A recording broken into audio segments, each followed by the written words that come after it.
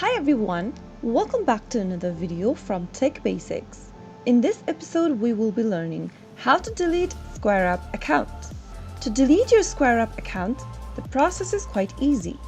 First of all, make sure to open your Squareup application or simply go ahead and open a web browser, type in squareup.com and search.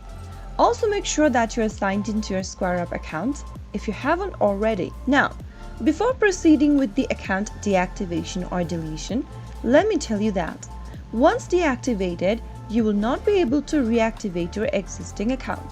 You will need to create a new Squareup account. So once you get to the main homepage after logging into your account, go ahead and get to your account's dashboard. After getting to your dashboard, go ahead and scroll down from the bottom of the page on the left hand side and click on Settings. Click on Account and Settings from the sub-menu and open up the Business Information drop-down. Right after you expand the Business Information tab, click on About My Business. Now, click on Deactivate Your Business and select a region for deactivation.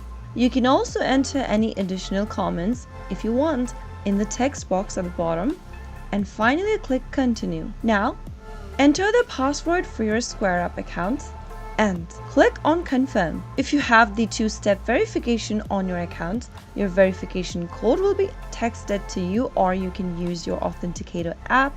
If you do not have two-step verification on your account, your verification code will be emailed to the email address associated with your Square account.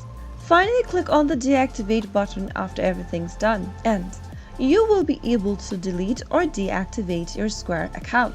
That's how you can easily delete Squareup account in just a couple of minutes.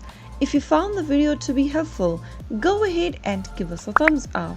Don't forget to subscribe to the channel by hitting the subscribe button. Press the bell icon so that you'll never miss another upcoming upload from us. I will be back again in the next video. Thanks for watching.